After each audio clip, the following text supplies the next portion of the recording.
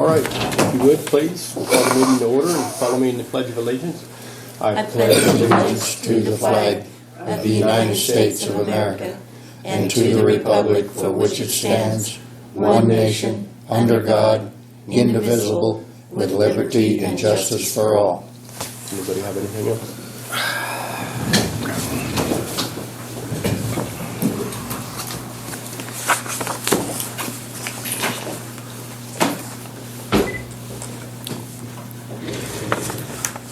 Rodney, where are you starting that?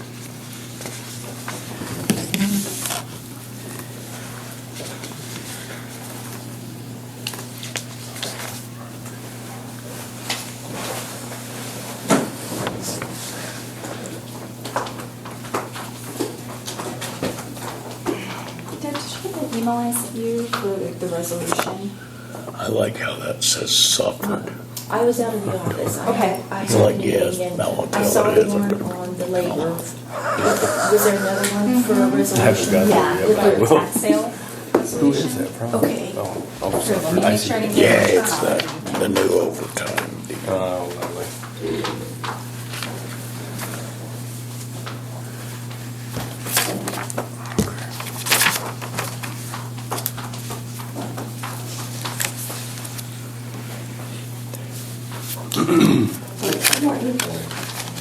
Morning, Helen.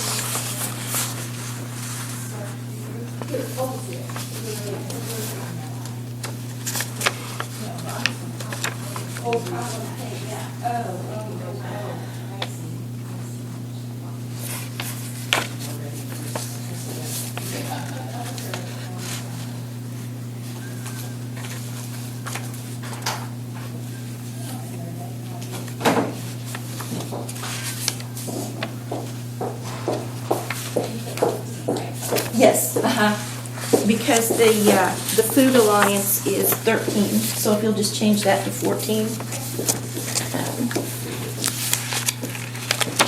On the minutes, I did make one correction on those transfers. I was a little more specific about the budget that it came out of. On page 4, about the last sentence under Public Works. Down here, I just stated on these that it came from the 2015 budget, and then the $340,000 came out of the 2016 budget. And those were the only changes that I made to what I sent out. And that was on the transfer sheet that you guys signed. I just thought it made it a little more specific. Okay. Thank you.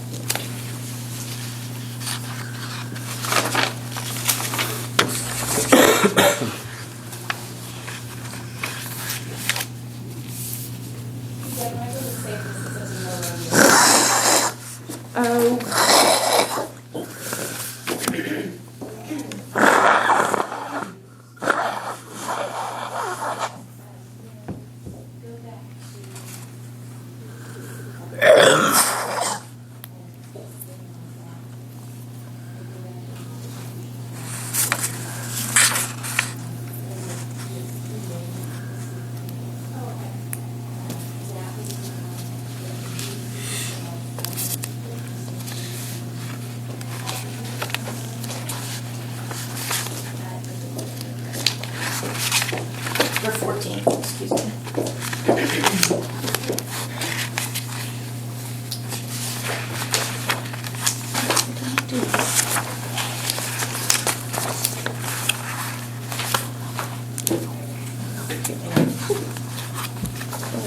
This morning.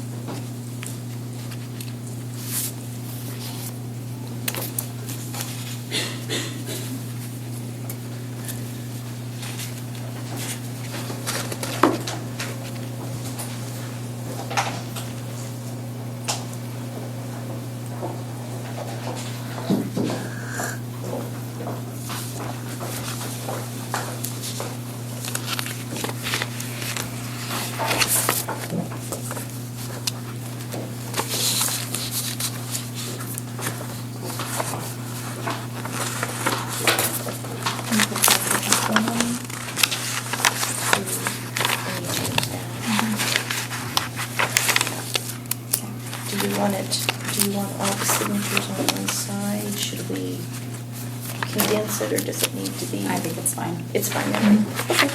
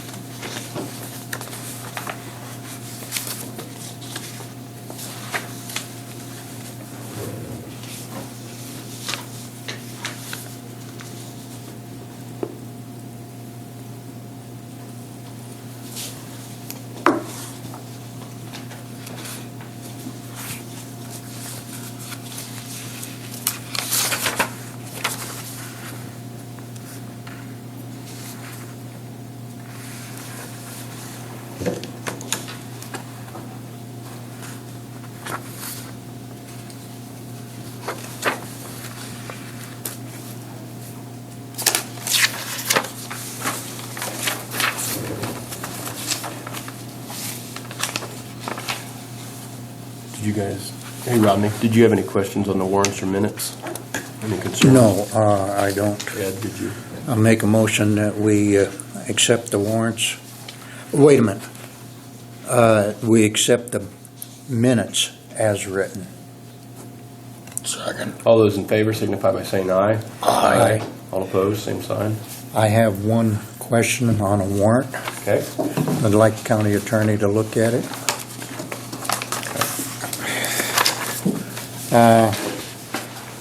Dollar General to purchase a pop and noodles for $51. Okay. Yeah, I think this was done on a credit card, Okay. and I don't think that meets the criteria that we have set up for credit cards. Probably want to bring the department head and ask them about that. Okay, yeah, So, take a look at that.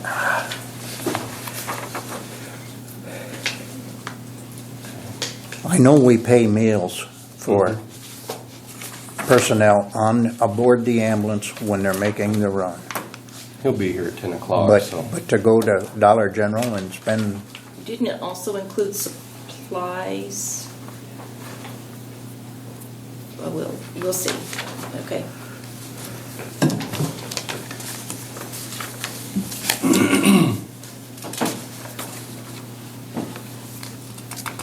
Well, this is the debit card. This is the debit card. This is not the credit card. that's a debit card? Yes. The department has not picked up their credit cards yet, and so this is the debit card, Okay, if that makes a difference. Just a, I don't think we have written policies on On that. debit cards. No, if you still want to ask him about the expenditure, you can do it, but we did not have any written policies in place about the use of debit cards. I'd prefer to ask, and then we make a decision. okay. Nicole, did you have anything? Yes. I have a resolution that I would like the board to approve. It's a resolution authorizing a tax sale under law. Before I can begin to actually legally start the process of doing a tax sale, I need the board to approve a resolution doing so. I needed to wait until after the second Tuesday of September in order to get the most bang for our buck, which we have now passed. So I would just ask the board to approve that resolution. It essentially authorizes me to take the necessary steps to complete a tax sale. Do we have a Okay. number for the resolution? Resolution 1614. Okay.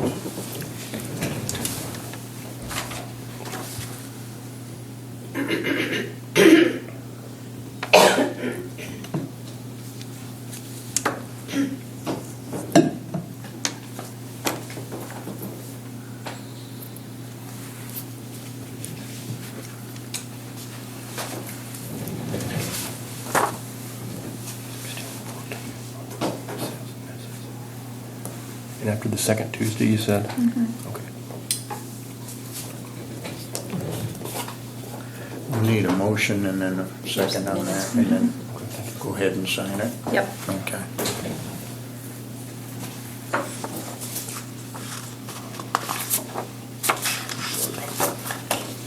Blew up my signature on that one. I think the two cities will be clapping their hands when they hear that. I talked to Kevin yesterday, so. And I had checked, and there was not a resolution. I mean, the reason I hadn't done anything, I've been unofficially getting things organized and together, but there was no resolution on file last year to officially authorize a tax sale. And the problem with that is, I mean, without the resolution in place, it's technically not lawful Okay. to proceed with the tax sale. So that's what it gives us the authority to do. Okay, I'll make a motion that we accept a resolution authorizing tax sale, resolution number 16-14. Second. All those in favor signify by saying aye. Aye. All opposed, same sign. And then two other issues I just wanted to briefly hit Just on. one sign on it, got it. One, I know there's a lot of information in your packet. I sent out a memorandum for you guys yesterday through email about DOL requirements regarding exempt and non-exempt employees. I just want to make sure that you guys are thoughtful about the fact that the minimum salary requirement by which someone could be considered an exempt employee substantially went up. Basically, if you look at the memo I sent you, the part that's bolded and underlined is the big takeaway, which is for someone to be considered an exempt employee, one, they have to meet one of the exempt definitions. For most of our employees, that's going to be the administrative or the executive exemption. But beyond that, they need to make at least $47,476 a year. And I mean, based on our prior reviews of salaries, going to be very few employees that actually meet that exempt requirement. The reason that's important is because a non-exempt employee is entitled to overtime. So I just wanted to make sure that you guys are very much aware of that, because that does go into effect December 1st of 2016. And I would say the majority of our employees are going to fall under that non-exempt status, given just the salary cutoff part. I had also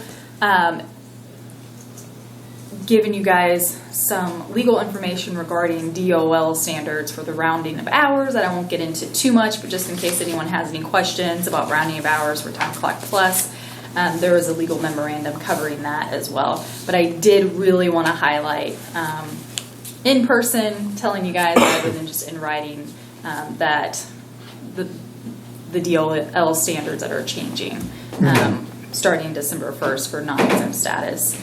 And then the last thing I just wanted to highlight quickly is I got Rodney's edits for the employee policy handbook. If the other two commissioners have any proposed edits, I would appreciate that you email those to me individually, and then I will aggregate all of those proposed edits into one document for us to work through, probably at a special meeting would be my guess. And then I wanted to let the board know that I'm going to be leaving here in just a few minutes. I unfortunately have someone who is in custody, and I need to be able to charge them within the allotted time period so they don't get released. So I'm going to have to go and visit with Daryl over at the PD to make sure we meet the time requirement to get charges on file within 48 hours.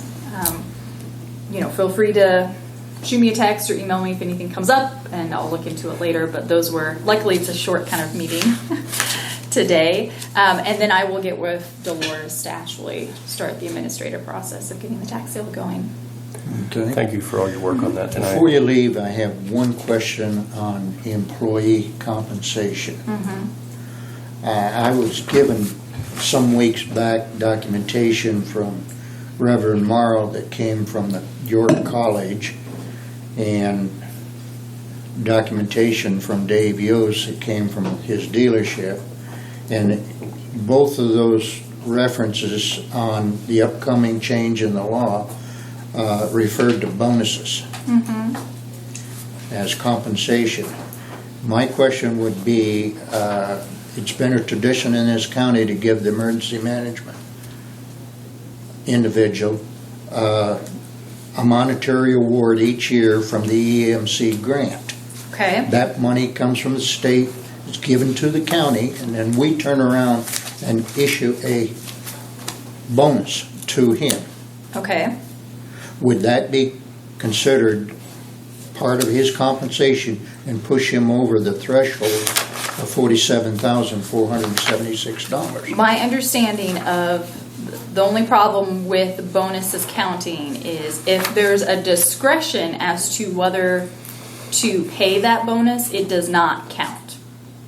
So in order for it to count, so bonuses, incentive payments, if it's the sort of thing where if you do this work, you get like a commission to it, those can only count towards 10% of the salary. Okay. But for the bonus part, it has to be non-discretionary. So if the employer has the discretion as to whether or not to issue that bonus or not, it cannot count towards the salary. If it's a sort of thing where, there's a written policy that says if employee does A, B, and C, the employer will issue this bonus on this date, then it can count towards it. And again, it can only count towards 10% of that total amount towards the salary. Okay. But if the employer can exercise any discretion, then it cannot count towards the amount for exempt Now, status. the reason I ask is because in the past, it's always been a little over $7,000, which would kick him over that threshold. But after you just explained it, because it's a one-time deal.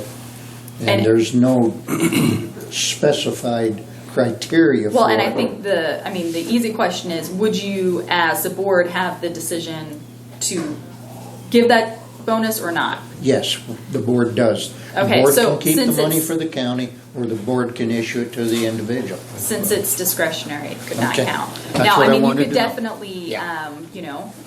change that. Yeah. Or, because the true thing that you're going to want to be thinking about here is looking at some of these employees that are really important and that are true salaried employees and are in that situation where they have to do the work no matter how long it takes. And make sure that they meet that 47,464 cutoff to ensure that you do not have to pay overtime and they are getting all their work done. So we only have two employees that meet that criteria. Very few.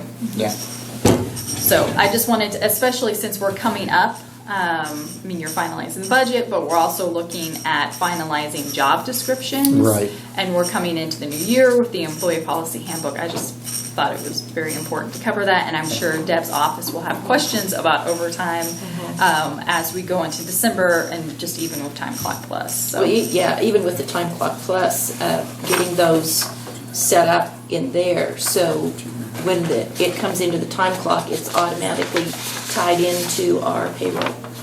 Those codes and things transfer over into payroll. And then you have to have an employee agreement. Will have to be rewritten so that they know when they sign it exactly what their status is and whether or not they get their overtime and Right, and whatever it might be. the majority, which is to me the reason why we want to make sure we get some of this stuff finalized before the first of the year. I don't think our overtime policy between our current handbook and the one that we're working on is that different. I think the difference is it's abundantly clear. And, my hope is that when we write job descriptions and have employees write their job descriptions, there's going to be a very clear description that I think is probably more helpful to Deb and payroll than anyone else that says whether or not that person is exempt or non-exempt, so that Deb can handle overtime appropriately in the payroll office. So, Yeah. And if we could get that done sooner than later, because come about the second week of August or October, I'm going to be really busy with the election, and then there's going to be November abstracts and levies and things on top of that. So the end of the year is very busy. This is kind of a slower time, which it'd be good to address some of those concerns. which I think probably the starting point is at this point.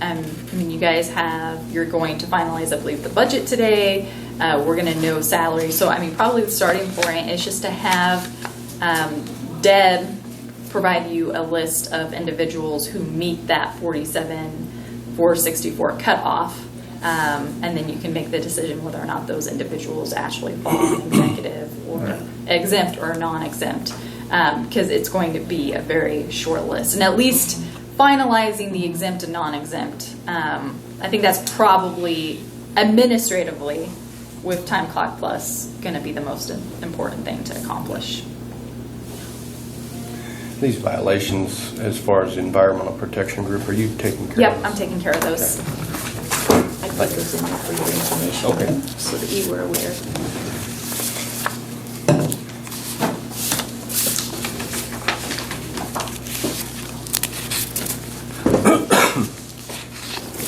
Shoot me an email if anything comes up, and I'll swing back by if I can get the complaint Thanks, Nicole. finalized. Thank you.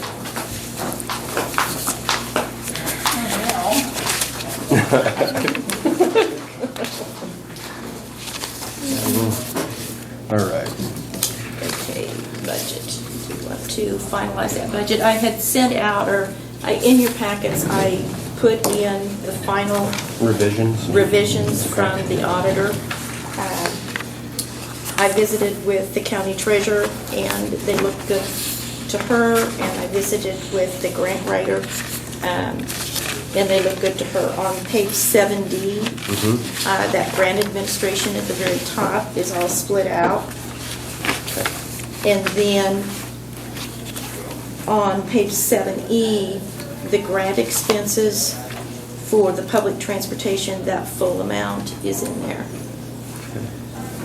29, okay. Have you guys looked through it? I've looked through it. I looked through it last night. Yeah, I just did.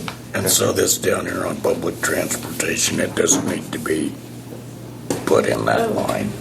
Do you have, I got the one you just gave me.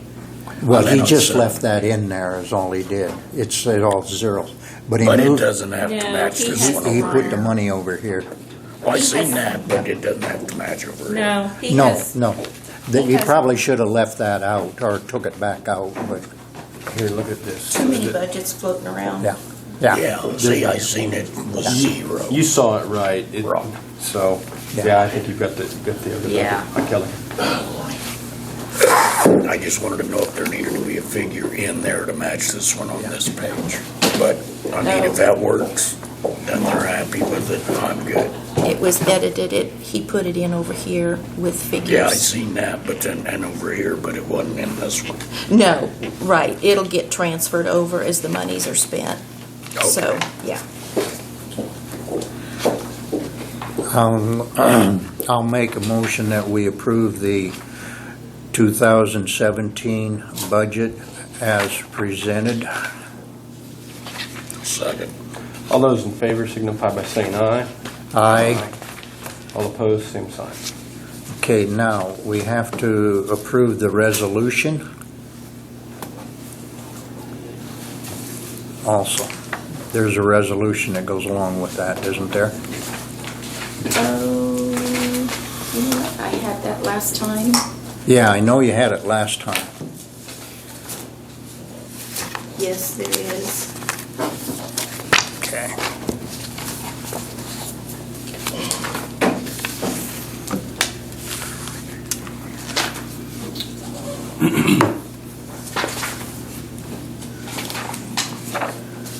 And then Karen, that little one. This is the one we got from.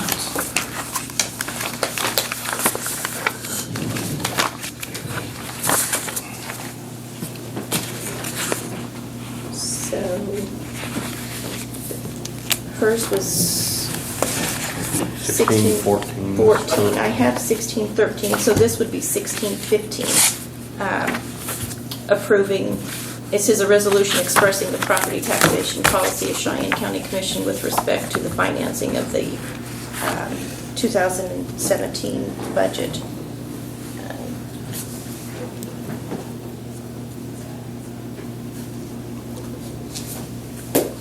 We have two resolutions then? Well, actually, we have three, because that one, Danny Holsworth, she sent that one back. We have 13, 14, and 15 this morning.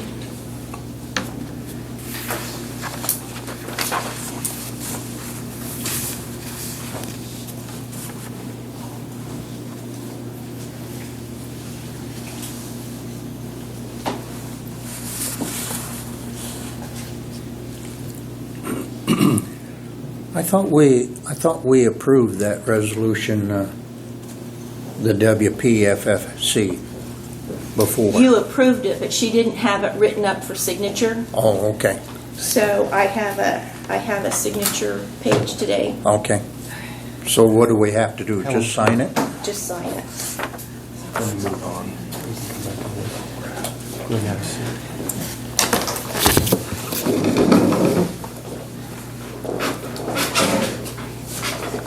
We'll need a motion on that, Rodney, before you sign it. We need a motion. We, Because we approved 16, 14. We haven't done that one yet. all right. Make a motion to approve Resolution 16-15, a resolution expressing the property taxation policy of Cheyenne County Commission with respect to financing the annual budget for 2017. Second. All those in favor signify by saying aye. Aye. All opposed? Well, good morning. Just wanted to give you some updates about things that are going on in the office. In regards to the county microloan, I've got 3 people that are very interested, but they still have not completed their business plan, which is one of the requirements. So we're working on that. We've got a big emphasis right now on tourism in hopes that we can bring enough people into our community to see the lifestyle that we lead and move here.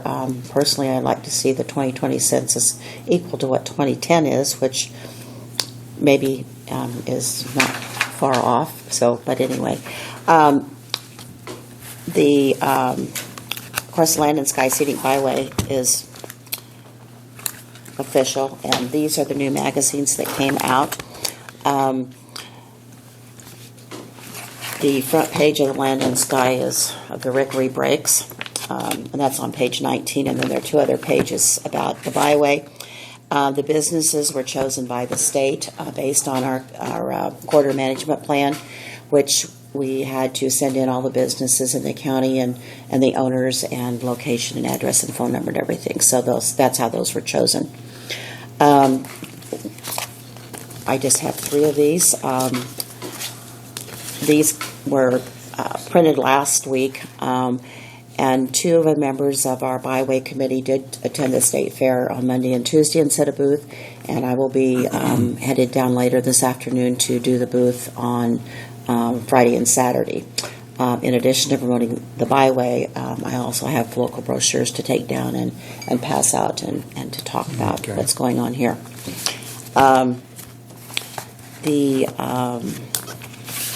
Well, Carol wrote some grants, which we received to work on the rest area up here. It included paint and signage, and the sign for the building is done. Probably 75% of the painting is done, and we're waiting on the brochure rack, and that will be on the map as an official state kiosk for information for the state. And we have to have all the state publications, our local publications, and then we will have some others on there as RIV allows for people in Northwest Kansas, since we work with them. The official dedication for the byway is October the 6th, and with some other activities going on the 5th. It will start in Sharon Springs in Wallace County on the 5th. An open house at the Wallace County Museum. Then I think about 6:30 to go up to Mount Sunflower. The meal will be served up there. There is a cost for that. And then there'll be a presentation by some astrologers and some stargazing. The next morning, there will be an optional breakfast at the Mountain Sunflower Bed and Breakfast in Sharon Springs. From there, we will go to Smoky Gardens, which is in Sherman County. There'll be a presentation there. The actual ribbon cutting will be on the overpass in Goodland, there where the railroad is, so you can kind of see the agriculture that we have, which is basically the theme of this byway. And from there, we will go to the fairgrounds. There will be a meal served there, free of charge for invited guests. There will also be a presentation of some of the things that are on. We're asking the ag-related businesses and unique businesses to maybe have a display there. There's some tables there, but I'm in the process of contacting some of them. And then the governor and people with the Department of Transportation and maybe his State Historic Association will be there to speak. We're figuring that hopefully that will be done in about 30 minutes. The governor is flying in, and then he will leave after that because he has another meeting. Of course, this is all subject to his schedule, so I'm not sure that he will be here, but he is scheduled to be there. And from there, then we'll caravan up to St. Francis to Sawhill Park. I've arranged to have buses, the school's providing those, and drivers. I'm working on having a couple of tour guides to take people out to the breaks so they can see that. We will serve cake, probably water and iced tea. Alternate would probably be the auditorium in case of bad weather. And I've got some entertainment, which will be singing or possibly, anyway, some kind of music. We have raised quite a few funds to do this for printing things. Cheyenne County did get the grant that was submitted for the Hansen Foundation funds for a third of the brochures that we want to do, and also a third of the cost to do some online things. The other 2 counties are still working on that. In addition, like I said, there's some cost to this.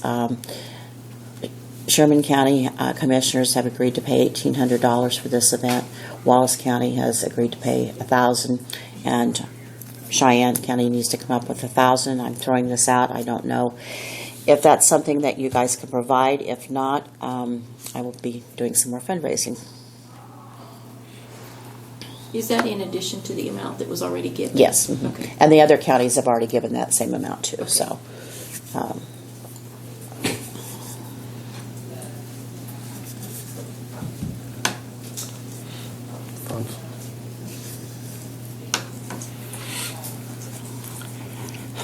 I don't know, we'd have to, I don't know right now where we'd take it out of.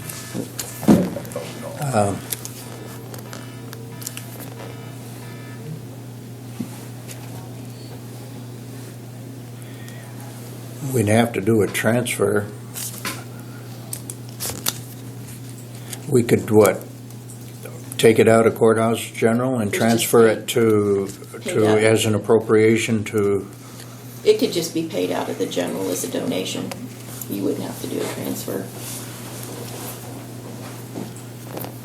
I don't think it'd hurt us this late in the year on the courthouse general to do that.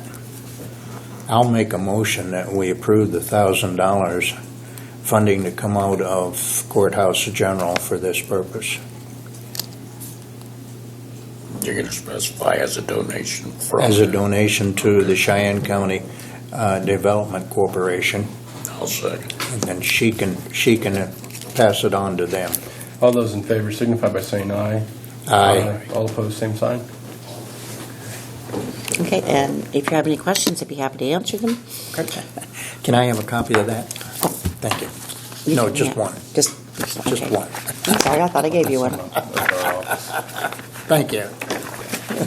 And here's one for you, and I'll just leave these up. And for you in the audience, you are Okay. also invited to this event. There will be some publicity about it, and you're all welcome. Thank you. I'm you. off to Hutchinson. Well, have fun. Come on up, Kelly.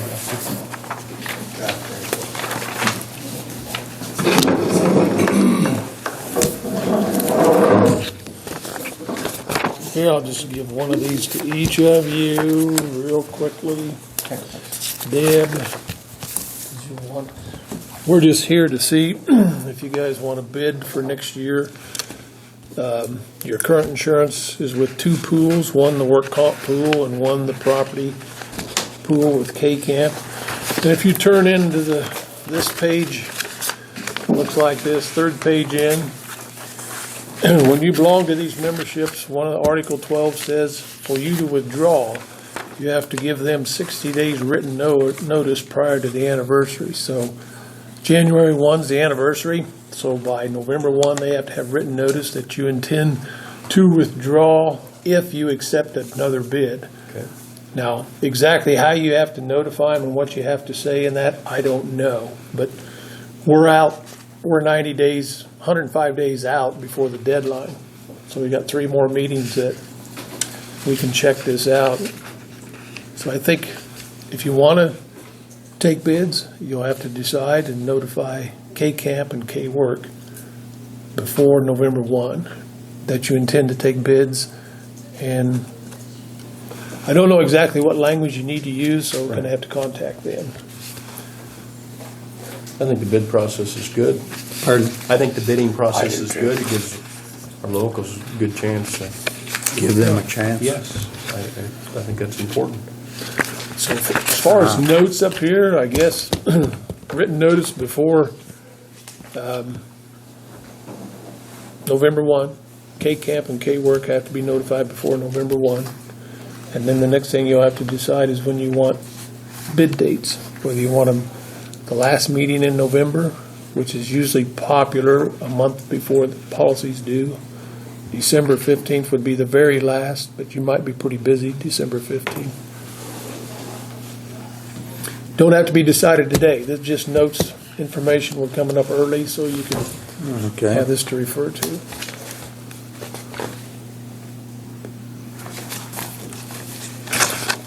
If we can get it at a reduced cost, we're always looking for that. Yep. Okay. So I assume, Deb, you'll probably get the honor to contact K-Camp and K-Work to find out what it is exactly they want in writing. So Whether these it's would an be, email or these handwritten. would be sealed bids then? It's an interesting business because insurance is, if you have a guide of all the apples, it's easier to bid by. Absolutely. So when you have a set of bids, you have to give out the current coverages. Mm-hmm. So that's part of that in these notes here, that we'd have to get a copy of the current coverages. And then K-Camp and K-Work, I'm not sure when they update, but I think it's towards the end of December. We're working on that now. I've already sent off the workman's comp out of payroll. I've already sent that, so they're working on their for Okay. next year. And As far as doing their inventory list, is we're that? working on that now too. Okay. Yeah, updating the inventory list. I've given that out to the departments and they've gotten it back. Can't remember the due date off the top of my head, but it's coming up as well. Good. Yeah, So- so we're in the process.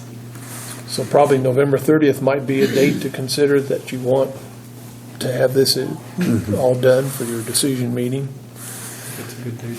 And then we probably need to have access to Deb of when those final spreadsheets are, so what the values are, Okay. what vehicles and stuff. Just permission to get them from Deb, I guess, would be all we need. Yeah, that's fine. Pardon? They need our permission to get the information from Deb, which I'm fine with. And I am too. Oh, yeah, I'll make a motion that the insurance information be made available to Neitzel and Fruin Insurance Companies. I'll second. All those in favor signify by saying aye. Aye. All opposed, same sign. Okay. Okay, Anything else? that's it. We're in Thank and you out. guys for giving it to me. It's way better. He's doing this. Let's take a quick break.